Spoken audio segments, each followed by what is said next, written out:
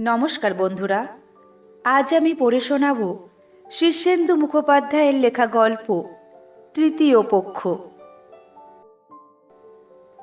একদম আনকোড়া টাটকা নতুন বউকে নিয়ে বেড়াতে বেরিয়েছিল কনিষ্ক গুপ্ত। বউয়ের নাম শম্পা। শম্পার সঙ্গে বিয়ের আগে কখনো দেখা হয়নি গুপ্তর। প্রেম টেমের প্রশ্নই ওঠে না। এমনকি বিয়ের আগে শম্পাকে চোখেও দেখেনি। একটা ফটোগ্রাফ অবশ্য পাঠিয়েছিল ওরা, কিন্তু সেটাও স্পর্শ করেনি। বিয়ের আগে গুপ্তর একটা প্রেম কেঁচে যায়। সে বিয়ে করতে চেয়েছিল মলি নামে এক স্কুল শিক্ষিকাকে। মলি দেখতে শুনতে যাই হোক, স্বভাব যেমন ধারায় হয়ে থাক না কেন, গুপ্ত তাকে ভালোবাসত। মলিরও গুপ্তর প্রতি ভালোবাসার অভাব দেখা যায়নি কখনো। কিন্তু ঠিক মাস 6 আগে এক বিকেলে ভিক্টোরিয়ার বাগানে বসে মলি গুপ্তকে একটা সদ্য চেনা চৌকস ছেলের বিবরণ দিয়েছিল। ছেলেটা নাকি দুর্দান্ত স্মার্ট, IAS দিয়েছে এবং নির্ভুল ইংরেজি গড় গড় করে বলতে পারে। গুপ্ত এর কোনোটাই পারে না। সে একটা কলেজের দর্শনের অধ্যাপক, কিন্তু অধ্যাপনায় তার একদম সুনাম নেই। বরং ছাত্ররা তার ক্লাস কামাই করে। একবার তার বিরুদ্ধে জয়েন্ট পিটিশনও দিয়েছিল অধ্যক্ষের কাছে। তাই মলির মুখে এক অচেনা ছেলের চৌকস বিবরণ শুনে সে একটু নার্ভাস হয়ে যায়। প্রেমের ক্ষেত্রে কোনো রকম প্রতিদ্বন্দ্বিতা তার পছন্দ নয়, কারণ বরাবর গুপ্ত প্রতিদ্বন্দ্বিতায় হেরে গেছে। স্কুলের নিচু ক্লাসে পড়ার সময়ে একবার সে স্কুল স্পোর্টসে নাম দেয়। 100 মিটার দৌড়ের শুরুতে সে বেশ এগিয়ে গিয়েছিল, অন্তত সেকেন্ড প্রাইজটা পেতই। হঠাৎ নিজের এই আশু সাফল্য টের পেল সে। বুঝল সে সেকেন্ড হতে চলেছে। দৌড় শেষে ফিতেটাও খুব কাছে এগিয়ে এসেছে। কিন্তু যেই ব্যাপারটা সে টের পেল, অমনি তার 2 হাঁটুর একটা হঠাৎ কেন যে আর একটাকে খটাং করে ধাক্কা মারল কে জানে। সেখানেই শেষ নয়, শোধ নিতে অন্য হাঁটুটাও এ হাঁটুকে দিল গুঁতিয়ে। কনিষ্ক গুপ্ত ফিতে ছুঁতে পারল না। দৌড় শেষের কয়েক গজ দূরে নিজের 2 হাঁটুর হাঙ্গামায় জড়িয়ে বস্তার মতো পড়ে গড়াগড়ি খেল। আর একবার আবৃত্তি প্রতিযোগিতায় 1400 সাল আবৃত্তি করার সময়ে সে এত চমৎকারভাবে কবিতাটির অন্তর্নিহিত ব্যথা ও বেদনাকে কণ্ঠস্বরে প্রক্ষেপ করেছিল, সে নিজেই বুঝেছিল প্রতিযোগিতায় তার ধারে কাছে কেউ আসতে পারবে না। শ্রোতারাও শুনছিল মন্ত্রমুগ্ধের মতো। কবিতার শেষ কয়েকটা লাইনে এসে কনিষ্ক যখন পরিষ্কার বুঝতে পারছে এক সেট রবীন্দ্র রচনাবলীর প্রথম পুরস্কারটি তার হাতের নাগালে, তখনই হঠাৎ কোথা থেকে এক ভুতুড়ে বিভ্রম এসে তার মাথার ভিতরে জল ঘোলা করে দেয়। শেষ 2টি লাইন একদম মনে পড়ল না। বার কয়েক তোতলালো সে। তারপর নমস্কার করে লজ্জায় রাঙা মুখ নিয়ে উৎসাহের আড়ালে চলে এলো। একটা সান্ত্বনা পুরস্কার পেয়েছিল সেবার। বড় হওয়ার পর একবার বন্ধুদের পাল্লায় পড়ে রেসের মাঠে গিয়েছিল কনিষ্ক। রেসের কিছুই তার জানা নেই, মহা আনাড়ি যাকে বলে। তাই সে ঠিক করলো সবকটা রেসের 2 নম্বর ঘোড়ার ওপর একটা করে বাজি খেলবে। প্রথম 3টে রেসে খেললেও 2 নম্বর ঘোড়ায়। 3টেতেই 2 নম্বর ঘোড়া হেরে গেল। তখন এক বন্ধু বলল, কি আনাড়ির মতো পয়সা নষ্ট করেছিস, দেখে শুনে বাছাই ঘোড়ার ওপর খেল। একটু দ্বিধায় পড়ে গেল কনিষ্ক। তখন প্রায় 15 টাকার মতো লস চলছে। এই দ্বিধাই তার হলো কাল। পরের 4টে রেসে সে বাছাই ফেভারিট ঘোড়াগুলোর ওপর বাজি ধরতে লাগলো। সব কটাতেই হার, কিন্তু শেষ 4টে রেসে প্রতিবার জিতল 2 নম্বর ঘোড়া। প্রতিদ্বন্দ্বিতা ও প্রতিযোগিতাকে তাই বড় ভয় পায় কনিষ্ক গুপ্ত। মলির মুখে সেই অচেনা পুরুষটির প্রশংসা শুনে সে মনে মনে খুব অস্বস্তি বোধ করতে থাকে। এতকাল মলিকে নিয়ে তার কোনো ভাবনা ছিল না, খুব সহজ ছিল সম্পর্ক। ব্যাপারটা ভালো করে বোঝবার জন্য সে পরদিন নিজে থেকেই সেই ছেলেটির প্রসঙ্গ তুলে বলল, মলি, কাল তুমি সুব্রত নামে ছেলেটির কথা বলছিলে। তার কথা শুনতে আমার বেশ লাগছিল। কেমন দেখতে বলো তো? মেয়েরা গন্ধ পায়।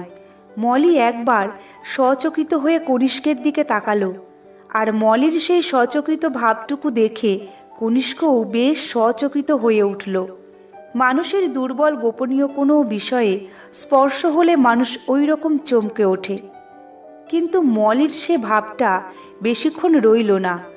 আসলে সুব্রতর চালচলনে সে এত বেশি মুগ্ধ হয়েছে যে সে কথা কাউকে না বলেই বা সে থাকে কি করে। মলি বলল, দেখতে ধরো 6 ফুট লম্বা, ছিপছিপে, রং একটু কালো হলেও মুখখানা ভীষণ চালাক, এত সুন্দর হাসে। কনিষ্ক নিজে 5 ফুট 5, রোগা, ফ্যাকাশে এবং ভাবুক ধরনের চেহারা। সে আবার ভীষণ অন্যমনস্ক। প্রায় সময়েই এক কথার আর এক উত্তর দেয়। মনে মনে নিজের পাশে সুব্রতকে কল্পনা করে সে ঘুমিয়ে গেল। মলির সঙ্গে সেই থেকে সম্পর্কটা আর স্বাভাবিক রইল না। মাঝখানে এক অচেনা সুব্রত এসে পর্দা ফেলে দিল। পরের 1 মাস কনিষ্ক নানা জ্বলুনিতে জ্বলে গেল মনে মনে। মলি তখন প্রায় সময়েই সুব্রতর সঙ্গে প্রোগ্রাম করে। তবে সে কথা বলতো, দেখো, হিংসে করো না যেন, কোনো পুরুষই তোমার চেয়ে শ্রেষ্ঠ নয় আমার কাছে। কিন্তু কনিষ্ক সে কথা মানে কি করে? সে যে অনবরত হীনমন্যতায় ভুগছে। তাই একদিন সে তার পরিষ্কার গোটা গোটা হস্তাক্ষরে চিঠি লিখে মলিকে জানিয়ে দিল, আমাদের আর বেশি দূর এগোনো ঠিক নয় মলি, এখানেই দাড়ি টেনে দেওয়া উচিত। চিঠি লিখে সে 2 মাসের ছুটি নিয়ে বাইরে গেল বেড়াতে। এতদিনে বাড়ির লোকেরা তার বিয়ে ঠিক করল। মাত্র 15 দিন আগে সে সম্পূর্ণ অদেখা, অচেনা, অজানা শম্পাকে বিয়ে করেছে। বলতে কি, শম্পার সঙ্গে তার প্রথম দেখা শুভ দৃষ্টির সময়ে। ভালো করে তাকায়নি কনিষ্ক। তার মনে তখন এক বিদ্রোহ ভাব, সমস্ত পৃথিবীর প্রতি বিতৃষ্ণা, বিরাগ, ভয়। গত 15 দিন সে যে শম্পার সঙ্গে খুব ভালো করে মিশেছে তা বলা যায় না। কথাবার্তা হয়েছে, পাশাপাশি এক বিছানায় শুয়েছে, প্রাণপণে ভালো ব্যবহার করার চেষ্টা করেছে মেয়েটির প্রতি। কিন্তু তা বলে তার মনে হতাশা ও সন্দেহের ভাবটি যায়নি। কেবলই মনে হয় পৃথিবীর সর্বত্র তার চেয়ে বহুগুণে যোগ্যতার লোকেরা ছড়িয়ে আছে। সে একটা হেরো লোক। নিজের সম্পর্কে এই সব জরুরি চিন্তা তাকে এত বেশি ব্যস্ত রেখেছিল যে তার কাম তিরোহিত হয়, আগ্রহ কমে যেতে থাকে। শম্পা দেখতে কেমন তাও সে বিচার করে দেখেনি। কনিষ্কর মা আজ সকালে তাকে ডেকে বললেন, খোকা, বৌমা কেন লুকিয়ে লুকিয়ে কাঁদে রে? তোর কি বউ পছন্দ হয়নি? কনিষ্ক মুশকিলে পড়ে বলে, তা নয়, আমি তো ভালো ব্যবহারই করি। শুধু ভালো ব্যবহারেই কি সব মিটে যায় বাবা? পুরনো কথা ভুলে এবারে নতুন করে সব শুরু করে দাও। যাকে ঘরে এনেছো তার দিকটা এবার দেখো। বউ তো কৃতদাসী নয়, তার মনের দিকে নজর দিতে হবে। কি করব মা, আমার হইচই ভালো লাগে না। হইচই করতে হবে না, আজ বিকেলে বৌমাকে নিয়ে বেড়াতে যা। দিরাগমন সেরে আসবার পর দুজনে মিলে তো কোথাও গেলি না দেখলাম। অনেক ভেবেচিন্তে প্রস্তাবটা গ্রহণ করল কনিষ্ক। আসলে মলি বা সুব্রতর কথা ভাবার কোনো মানেই হয় না। কেননা এই নতুন অবস্থায় সে আর পুরনো সম্পর্কের মধ্যে ফিরে যেতে পারে না। সিনেমা দেখার কথা ছিল, কিন্তু টিকিট পাওয়া যায়নি। তাই নিছক ঘুরে বেড়ানোর জন্যই দুজনে বেরিয়েছে। কথা আছে, আজ রাতে বড় কোনো রেস্টুরেন্টে দুজনে রাতের খাওয়া সেরে একেবারে বাড়ি ফিরবে। কনিষ্ক ট্যাক্সি নিয়েছিল। টালিগঞ্জ ছাড়িয়ে খানিক দূর আসতেই শম্পা বলল, শোনো, ট্যাক্সিটা এবার ছেড়ে দাও। কেন? ট্যাক্সি করে আমাদের মতো লোক বেড়াতে চায় না। মধ্যবিত্তরা প্রয়োজনে ট্যাক্সি নেয়, বেরোনোর জন্য ট্যাক্সি ভালো নয়। তবে কিসে যাবে? ট্রামে বাসে যা ভিড়। হোক, তবু ভিড় ভালো, কত মানুষ দেখা যায়। কনিষ্ক নড়ে চড়ে বলে, তুমি কি ভিড় পছন্দ করো? আমি করি না। ভিড় নয়, তবে মানুষ পছন্দ করি। ট্যাক্সির ভিতরে নিঝুম হয়ে বসে থাকাটা ভারী একঘেয়ে, কিছু দেখা যায় না, শোনা যায় না। কনিষ্ক রাসবিহারীর মোড়ে ট্যাক্সি ছেড়ে দিল। হাঁটতে হাঁটতে শম্পা বলল, তোমাকে কিছু জিজ্ঞেস করতে শাশুড়িমা আমাকে বারণ করেছেন, কিন্তু আমার একটা কথা খুব জানতে ইচ্ছে করে। কি? তুমি এত অহংকারী কেন? আমি অহংকারী নয়। কনিষ্ক অবাক হয়ে বলে, মোটেই নয় শম্পা, বরং আমি ঠিক উল্টোটাই সব সময়ে ভাবি। আমার মনে হয় আমি বড় অপদার্থ পুরুষ। সে কি, কেন? আমি তো তেমন স্মার্ট নই, লম্বা চওড়া নই, আমার ভিতরে হাজার রকমের ডেফিসিয়েন্সি। শম্পা খুব খিলখিলিয়ে হাসে, বলে, তাই নাকি? তাহলে তো তোমাকে বিয়ে করাটা মস্ত ভুল হলো। হলোই তো। শোনো, ভাবতে গেলে আমারও হাজারটা ডেফিসিয়েন্সি। নিজের দোষ কোলে করে বসে থাকলে তো জীবনটাই তেতো হয়ে গেল।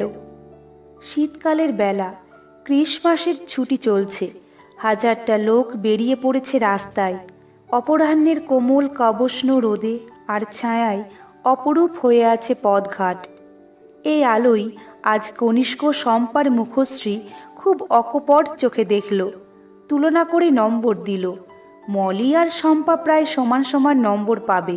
শম্পার তুলনায় মলি কিছু লম্বা ছিল, কিন্তু সেই রকম আবার মলির চেয়ে শম্পা ফর্সা। মলির শরীরে কিছু বাড়তি মেদ ছিল বলে পেটে ভাঁজ পড়ত, শম্পার সেসব নেই। মলির মুখখানা ছিল গোল ধরনের, শম্পার মুখ লম্বাটে। লাবণ্য শম্পারই বেশি, কারণ সে বয়সে মলির চেয়ে কম করে 5 বছরের ছোট। বিয়ে পরীক্ষা দিয়েই তার বিয়ে হয়েছে। কনিষ্কর কথাটা ভালো লাগলো। নিজের দোষ কোলে করে বসে থাকাটা কাজের কথা নয়। সে বলে, আমাকে তোমার কেমন লাগে? আগে বলো, আমাকে তোমার কেমন? শোনো শম্পা, তোমাকে কেমন লাগে তা আমি এখনো ভেবেই দেখিনি।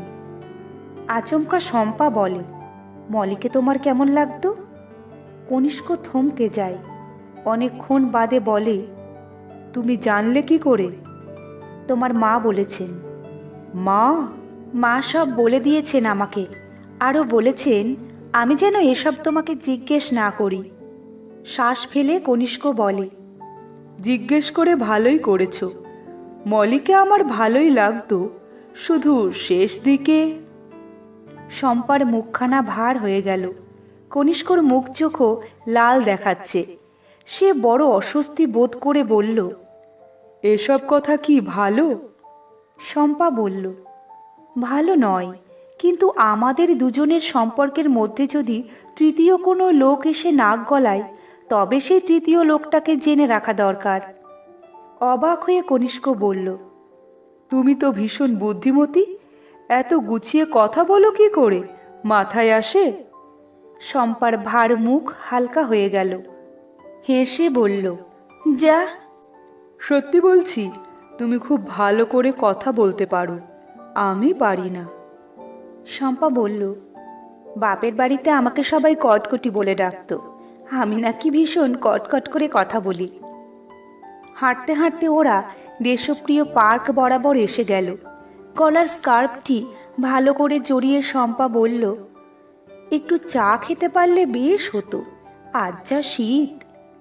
কাছেই একটা রেস্টুরেন্ট, কিন্তু আজ ছুটির দিন, সেখানে বেশ ভিড়, বসার জায়গা নেই।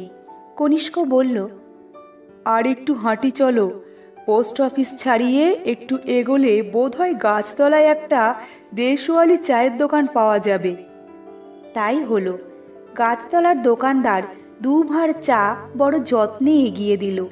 শম্পার কনিষ্ক দাঁড়িয়ে দাঁড়িয়ে ভাঁড়ে চুমুক দিল। কনিষ্ক বলল, কেমন? বেশ গো। কনিষ্ক খুশি হয়ে পয়সা মিটিয়ে দিল। বলল, খিদে পেয়েছে নাকি, কিছু খাবে? কে খাওয়াবে? আমার তো পোড়া কপাল, কেউ পছন্দ করে না। কনিষ্ক হেসে বলল, কটকটি, এবার কিন্তু কথা ফেল করলে। কেন? যে চা খাওয়ালো সেই খাবার খাওয়াতে পারে, আর কে খাওয়াবে? মলির সঙ্গে তোমার ঝগড়া হলো কেন? হঠাৎ শম্পা প্রশ্ন করল। ঝগড়া? না, ঝগড়া হয়নি তো। ও একটা ছেলের খুব প্রশংসা করত, সেটা আমার সহ্য হতো না। ও মা, তাই নাকি? এসব তো মা আমাকে বলেনি। মা জানবে কি করে? কনিষ্কগুপ্ত বলল, মা শুধু জানতো মলির সঙ্গে আমার ভাব। এখন তুমি মলির কথা খুব ভাবো না? ভাববাই তো। আমার মতো একটা বিচ্ছিরি মেয়ের সঙ্গে কেমন হট করে বিয়ে হয়ে গেল, সারাটা জীবন কেমন ব্যর্থতায় কাটবে। কনিষ্ক খুব হতাশার ভাব করে বলল, কতগুলো ভাবনা আছে যা তাড়ানো যায় না। বিরহ ভোলা যায়, কিন্তু অপমান কি সহজে ভোলে মানুষ? কিংবা ঈর্ষা, হীনমন্যতা? শম্পা মুখখানা করুণ করে বলল, আমাকে একটা কথা বলতে দেবে? ধরো, আজ তোমার কাছে আমার খুব একটা দাম নেই, তুমি ভালোবাসতে পারছো না আমাকে, অথচ আমি তোমার কাছে কত সহজলভ্য। কিন্তু দেখো, সুজন নামে একটা ছেলে আছে, তার কাছে শম্পাই হলো আকাশ পাতাল জোড়া চিন্তা। শম্পার জন্য কি জানি সে হয়তো আত্মহত্যার কথা ভাবে। পৃথিবীতে শম্পা ছাড়া বেঁচে থাকা কত কষ্টের, সে জানে একমাত্র সুজন। তুমি তো কখনো জানবে না, বুঝবে না। পৃথিবীটা ঠিক এরকম নিষ্ঠুর। চোয়াল কঠিন করে কনিষ্ক বলল, সুজনকে? সে একটা ছেলে, আমাকে ভালোবাসতো, কোনো দিন তাকে পাত্তা দেইনি, কিন্তু আজ অনাদরের মাঝখানে থেকে তার কথা খুব মনে হয়। কনিষ্ক স্তম্ভিত হয়ে চেয়ে থাকে। সেই রাতে শম্পা আর কনিষ্কর ভালোবাসার মাঝখানে অনেকবার মলি এসে হানা দিল, এলো সুজনও। দুজনে এসে এক অদৃশ্য প্রজাপতির দুটি ডানার মতো কাঁপতে লাগলো। তাতে বড় সুন্দর হলো কনিষ্ক ও শম্পার ভালোবাসার নিরালা ঘরটি। গল্পটি এখানেই শেষ হলো। গল্প পাঠ যদি ভালো লেগে থাকে, গল্পের শেষে ভিডিওটিতে একটি লাইক দেওয়ার অনুরোধ রইল, এবং সেই সঙ্গে অনুরোধ রইল চ্যানেলটিকে সাবস্ক্রাইব করার, ভিন্ন ভিন্ন স্বাদের অডিও স্টোরি শোনার জন্য। ফিরে আসছি খুব শীঘ্র নতুন একটি গল্প নিয়ে। ভালো থাকবেন সবাই। নমস্কার।